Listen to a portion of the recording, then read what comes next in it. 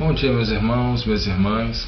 Mais uma vez eu vou usar o vídeo para me comunicar a você. Estou gravando esse vídeo no sábado à noite, ontem à noite. Vocês estão assistindo no domingo, eu estou gravando agora no sábado à noite. E para mim é uma alegria poder falar com vocês. Tenho a tristeza de não poder estar aí pessoalmente nesta manhã de domingo. Mas eu queria nessa manhã falar sobre as bases bíblicas para celebrando a recuperação, né? Celebrando a recuperação.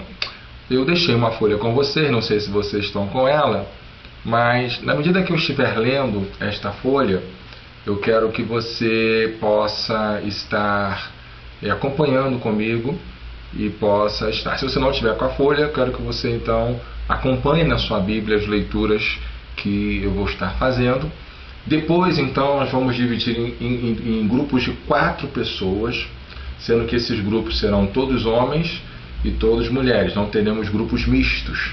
Então, se tiver até 4 pessoas, então se tiver aí, pode ter excepcionalmente hoje, esses grupos não serão fixos, teremos o grupo aí de talvez 3 ou 5, é possível, e depois vocês vão ter um grupo fixo, mas no momento esse grupo ele será para hoje.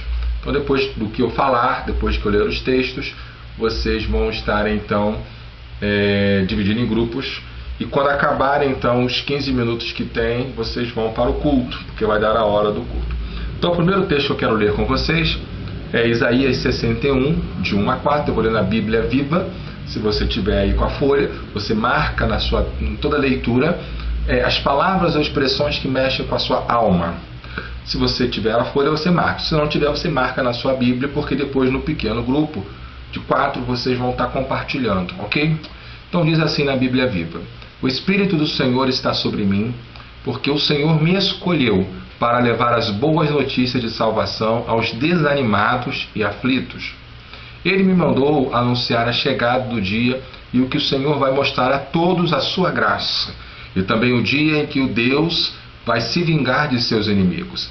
Ele me mandou consolar todos que estão chorando e dar a todos os que estão de luta em Israel uma bela coroa em vez de cinzas sobre a cabeça, perfume de alegria em vez de lágrimas de tristeza no rosto, roupas de festa e louvor em vez de um espírito triste e abatido, porque o Senhor vai plantar esse povo. Eles serão fortes e belos como carvalhos e darão glória a Ele. Eles vão reconstruir as cidades destruídas, as antigas ruínas tornarão a edificar o que ficou arrasado por séculos dos séculos. Além dessa passagem, eu também separei aí outras 3. Mateus 8, 16 a 17. Mateus 8, 16 a 17. O texto que eu li foi Isaías anterior, 61, de 1 a 4. Agora Mateus 8, 16 a 17. É uma citação de Isaías também. Então Mateus 8 diz assim: Ao anoitecer foram trazidos a ele Jesus endemoniados, e ele expulsou os espíritos com uma palavra e curou todos os doentes. E assim se cumpriu o que fora dito por meio do profeta Isaías: Ele tomou sobre si as nossas enfermidades e sobre si levou as nossas doenças. O outro texto, Mateus 9, 35 a 38. Jesus ia passando por todas as cidades e povoados, ensinando nas sinagogas, pregando as boas novas do reino, curando todas as enfermidades e doenças. Ao ver as multidões, teve compaixão deles, porque estavam aflitas e desamparadas, como ovelhas sem pastor. Então disse aos seus discípulos: A seara é grande, mas os trabalhadores são poucos. Peçam, pois, ao Senhor da seara que envie trabalhadores para a sua seara. O texto que eu li, Mateus 9, 35 a 38. Se você tiver na folha, marque palavras ou expressões que lhe chamam a atenção, a sua alma. Se você não tem a folha, marque na Bíblia. O terceiro texto, então, que fará 4 com o de Isaías, está lá em Mateus ainda, 12, de 15 a 17, versículos depois 18 a 21, uma outra citação também de Isaías. Diz assim Mateus 12, de 15 a 17, depois 18 a 21. Muitos o seguiram, e ele curou todos os doentes que havia entre eles, advertindo-os que não dissessem quem ele era. Isso aconteceu para se cumprir o que fora dito por meio do profeta Isaías: Eis aqui o meu servo, a quem escolhi, o meu amado em quem me alegro. Porei sobre ele o meu espírito, e ele anunciará o juízo entre as nações. Não discutirá, nem gritará. Ninguém ouvirá a sua voz nas ruas. Não quebrará o caniço esmagado, nem apagará o pavio que fumega, até que leve a vitória o juízo. Em seu nome as nações porão sua esperança. Jesus, claramente, ele tinha uma missão de curar os doentes e se preocupava de forma especial pelo interior, coração do homem, não só com o corpo. Jesus veio para que tenhamos vida. João 7,38. Quem crer em mim, como disse a Escritura, do seu interior fluirão rios de água viva. O que eu quero nessa manhã mostrar para você é que a cura da alma, a restauração da alma era muito importante para Cristo. Infelizmente, ao longo dos anos, a igreja deixou a alma, as emoções em segundo plano. Isso criou uma geração de gente boa, gente trabalhadora, mas com feridas na alma que precisam ser restauradas. Daí o celebrando a recuperação. Jesus veio para nos salvar, isso aí é inegociável. Mas a palavra salvar no grego também ela é usada não só para a salvação espiritual, como para a cura da doença, como libertação do perigo, mas ela é muito usada para a cura. A salvação ela é integral, ela cura a alma, cura o espírito, cura até o corpo, né? Então veja alguns exemplos, você tem na folha ou pode acompanhar na Bíblia. Lucas 8, de 26 a 39, Jesus cura o endemoniado Gerazeno. As pessoas olharam, viram o milagre e como ele foi salvo, o endemoniado, ou seja, ele foi curado, ele foi liberto. Então a mesma palavra aí no grego é sozo. Sozo é um verbo grego que significa salvo. Salvo, nesse caso a palavra salva que é salvo do demônio, foi liberto do demônio. Em Lucas 8, de 40 a 42, nós vemos Jesus. Se você estiver acompanhando no vídeo, Claudinei, o pessoal que tiver, você pode parar o vídeo para, se vocês tiverem algo que vocês não entenderam, para voltar o vídeo para que possa anotar alguma coisa, ok? Então vocês têm liberdade. Se eu tivesse ao vivo vocês perguntariam, mas no vídeo você pode parar. Lucas 8, então, de 40 a 42, quando Jesus voltava da região dos Gerazenos, um dirigente então chamado Jairo, da sinagoga, se prostrou aos pés dele, implorando insistentemente: minha filha está morta, põe a mão sobre ela para que ela seja salva. Mesma palavra que foi usada lá para salvação do Gerazeno, endemoniado, libertação. Aqui é uma cura física. Ela estava doente, cura física, ele usa essa expressão, a mesma palavra salvar.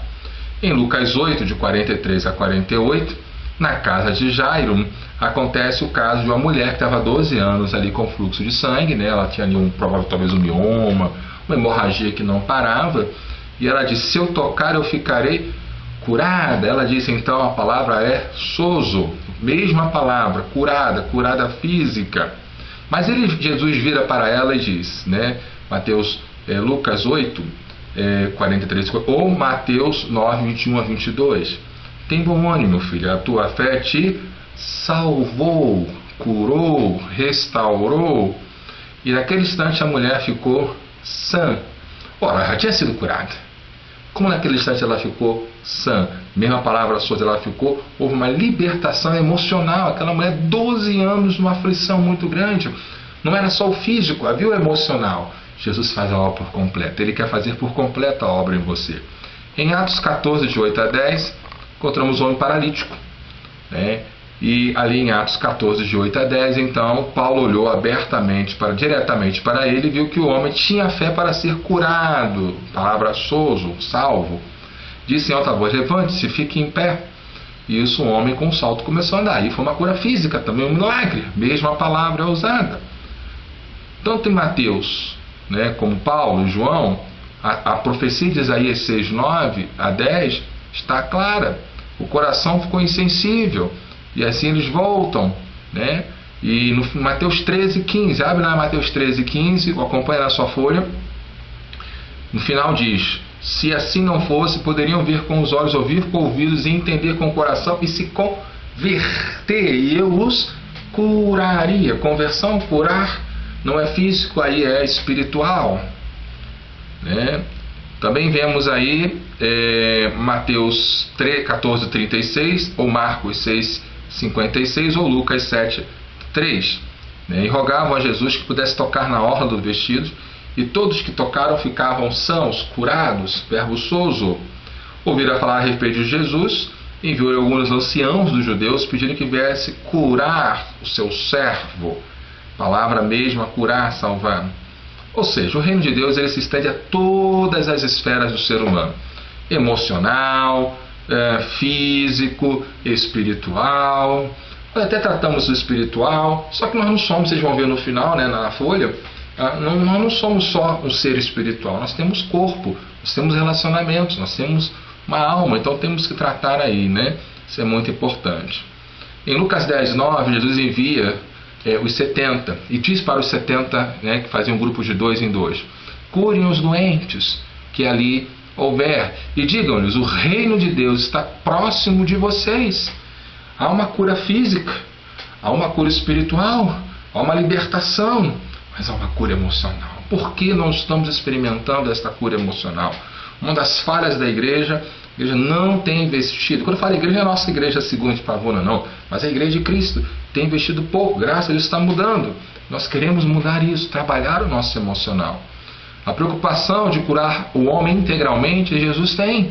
E ele diz, olha, é importante. Em 1 Coríntios 12:9 ele fala sobre dons de cura, dons de cura, não é no singular, é no plural, porque são vários tipos de cura, ela pode ter vários aspectos.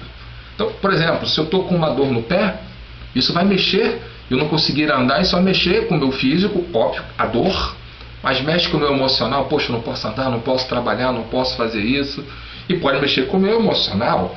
De repente, por não poder trabalhar, não poder andar, eu posso ficar mal espiritualmente. Pode mexer com o meu social, eu não consigo me relacionar com as pessoas, pode vir aí uma depressão, uma tristeza. Já imaginou que tudo? Então, às vezes, a gente cura um lado físico e mexe com todo o corpo. Então, como é importante, quando as pessoas estão doentes, elas fazem todos os exames e nada encontram nos exames. Sabe por quê? Porque o problema dela não é físico, começou lá no emocional. Não tem raio-x das emoções, tem que trabalhar isso. Então, isso é muito importante. A igreja precisa ser um espaço para trabalharmos isso. Em João 8:31 e 32 ele diz: se vocês permanecerem firmes na minha palavra, verdadeiramente serão meus discípulos, e conhecereis a verdade o quê? Os libertará. Libertará as emoções, do físico, do emocional, do espiritual, tudo Jesus tem para nós, né? O alvo de Jesus, então, vou repetir, não é simplesmente nos levar para o céu. Não, a gente aceitava Jesus, já morria logo. A gente está aqui, então ele quer curar nosso interior por inteiro, né? Toda a alma, o espírito, o corpo. A alma tem 3 partes, né? Dizem, né? Mente, emoções e vontade. Então ele quer salvar, remir, curar, completar, restaurar tudo. 1 Tessalonicenses, capítulo 5, versículos 23 e 24. Que o Deus de paz os santifique inteiramente, que todo espírito, alma e corpo de vocês, espírito, alma e corpo de vocês, sejam conservados irrepreensíveis na vinda de nosso Senhor Jesus Cristo. Aquele que os chama é fiel e fará isso. Eu creio nisso. Eu creio nisso, né? Em resumo, a missão de Cristo é pregar boas novas aos homens. Ele foi enviado para proclamar liberdade, recuperar, né, aos presos, a liberdade aos presos. Ele falou: eu estou enviando vocês, paz. Então ele quer que nós completemos sua tarefa aqui na terra. Nossa missão, como Paulo disse, é apresentar cada pessoa perfeita em Cristo. Abre lá em Colossenses 1:21, né? Cada homem perfeito em Cristo. E essa perfeição inclui o emocional, o espiritual, o físico, né? E aí ele nunca pediu nada que nós não possamos fazer. Ele nos dá a condição. O Celebrando a Recuperação ele vai proporcionar isso. Então, esse primeiro grupo é importante. A ideia depois é formarmos grupos a partir de julho menores para aprofundar para aqueles que desejarem e abrir novas turmas. Vocês vão ajudar a primeira turma, vão me ajudar. E às vezes fala: pastor, mas eu não estou preparado. Eu também não estou preparado. Nesse momento, por exemplo, eu estou aqui, estou muito gripado, estou tentando falar, estou quase sem voz, tenho que falar amanhã de manhã, domingo, de 8 a meio-dia, né? E as coisas vão acontecendo. E muitas das vezes eu chego para Deus: Senhor, eu não tenho condições. E aí aquela palavra de Paulo cai muito bem, né? Quando eu estou fraco, aí então que eu fico forte, porque Deus pode me ajudar, eu dependo dele, né? Então nós vamos ajudar. E em último lugar aí, você tem na folha, Jesus expressou suas emoções também livremente. Em Lucas 19:41, diz que ele chorou. Bem-aventurados que choram, lembram das bem-aventuranças? Você sabe que os gregos antigos, né, e os romanos também vão dizer que o choro é para os fracos. O homem forte, a mulher forte não chora. E quando a gente ouviu isso, né, quando era criança, o homem não chora, né? Então a gente reprime isso. Mas o Mestre, o Senhor, chorou, Lucas 19:41. Mas em Lucas 10:21 fala que ele ficou cheio de alegria, né? Ele exultou de alegria. Ele não tinha problema em demonstrar alegria, né? Eu não imagino ele segurando aquelas crianças lá, dizendo: ô garoto, você, por favor. Não, é a alegria. Aí puxa a barba dele, mexem com ele. Uma bênção, né? Em Marcos 14:34 nos diz que ele ficou profundamente triste. Às vezes alguém fala assim: pastor, eu estou triste, desculpa, mas eu estou triste. Cara, você não tem que pedir desculpa. Se você quer compartilhar sua tristeza comigo, vamos compartilhar juntos. Mas Cristo ficou triste, por que eu não posso ficar? Em Marcos 3:5 ele se irou, né? A gente vai aprender sobre ira. Nós temos que dar vazão à ira. Eu não posso pecar, mas eu vou mirar. Eu não tenho que ter vergonha, né? A gente vai trabalhar muito isso. Em Mateus 26:37 diz que ele se entristeceu. Ele se entristeceu, eu também posso me entristecer. Em Lucas 7:3 diz que teve compaixão. Jesus tinha muita compaixão pelas pessoas, né? Em João 11:35 diz que ele sentiu, ele tem sentimentos. Em Marcos 6:6 e Lucas 7:9 diz que ele se admirou. Olha que bonito, né? Em Marcos 3:5 e Lucas 12:50 diz que ele se angustiou. Jesus angustiou. Eu coloquei na folha, mas não sei se vocês têm acesso, o indivíduo. E o indivíduo ele tem aí o lado físico, um lado emocional, um lado social, um lado profissional, um lado intelectual, um lado espiritual. Nós, as mulheres principalmente, cuidam muito bem do físico, né? A gente até tem uma visão do espiritual, alguns estudam o intelectual, do social tem se relacionado, os pequenos grupos, o lado profissional, mas o emocional ainda é a área mais complicada que nós temos. E nós precisamos trabalhar isso. Bom, siga as instruções, forme um grupo de 4 pessoas, sendo que homens de um lado, mulheres do outro, não pode ter grupo misto. E vocês vão conversar sobre esse estudo e sobre o vídeo. Vocês têm liberdade de escolher o grupo. Eu só quero que vocês digam para a Sônia e ela vai anotar quais são os grupos formados. O grupo são de 4. Se a conta não der certo, pode ter excepcionalmente um grupo de 3 ou um grupo de 5, tá bom? E vocês vão dividir e vão escolher. Não é fixo ainda. Pode ser que esse grupo se repita semana que vem, mas por enquanto não é fixo. Vocês têm 15 minutos, ok? Vocês podem ficar na sala ou ir para um outro espaço da igreja, lembrando que 9 horas tem que ir para o culto, né? Então, 2 coisas vão compartilhar sobre o que Deus falou para você sobre esse estudo. Se você tiver a folha, leva a folha marcada. Se você marcou na Bíblia, leva a sua Bíblia. E cada um vai falar 2 coisas. Então, são 4. 4 vezes 2 dão 8 compartilhamentos. Se o grupo tiver 5, vocês têm um tempinho para falar, ok? Eu queria que muito que 5 para as 9 vocês tivessem ido para o culto. Não esqueça de entregar a folha com a história de vida que eu pedi para entregar hoje. Você pode entregar no envelope a Sônia e ela vai me entregar. Mas na quarta-feira eu estarei no culto e você pode me entregar. Ok, gente? Bom, que Deus abençoe vocês aí. E vamos dividir então? Então vou pedir então ao Claudinei e a Sônia que ajudem na divisão. Que Deus a todos abençoe. No nome de Jesus. Amém.